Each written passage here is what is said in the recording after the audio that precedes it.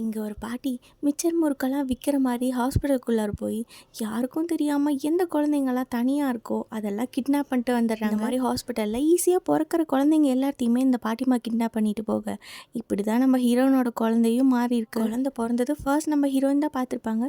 ப்ரொசீஜர்லாம் முடிச்சு திரும்ப கொண்டு வந்து கொடுக்க இது தன்னோட குழந்தை இல்லை அப்படின்னு நம்ம ஹீரோயின் சொல்ல ஹீரோவை தவிர யாருமே நம்பி இருக்க மாட்டாங்க. யாருமே தன்னை நம்பாதப்போ தன்னோட ஹஸ்பண்ட் மட்டும் அவங்கள நம்பி போலீஸை கூப்பிட்டு வந்து ஹாஸ்பிட்டலில் இருக்க எல்லாத்தையுமே விசாரிக்கிறாங்க. இப்படி இருக்கப்போ ஒரு நாள் நம்ம ஹீரோ ஹாஸ்பிட்டலில் தனியாக உட்காந்துட்டு இருக்கா. அந்த பாட்டிமா இன்னொரு குழந்தைய கிட்னாப் பண்ணி அந்த குச்சி பையில வச்சிருப்பாங்க. ஹீரோ தான் அந்த பை எடுத்து கொடுத்துருப்பாங்க. அந்த பை கொடுத்துருக்கிறப்பவே அவருக்கு அதோட வெயிட் டிஃப்ரென்ஸ் தெரிஞ்சிருக்கும்.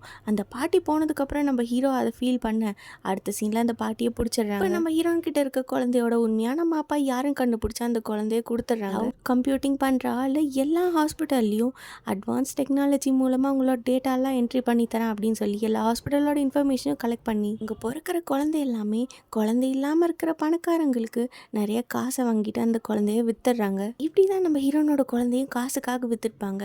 ஆனால் ஒரு நாள் கோயிலில் நம்ம ஹீரோன் அவங்களுக்கே தெரியாமல் அந்த குழந்தைய பார்க்குறாங்க. பார்த்ததும் இதுதான் தன்னோட குழந்தை அப்படின்னு சொல்லி நம்ம ஹீரோ கிட்ட சொல்ல எப்படியோ கஷ்டப்பட்டு அவங்களோட குழந்தைய நம்ம ஹீரோ காப்பாற்றிடுறாங்க.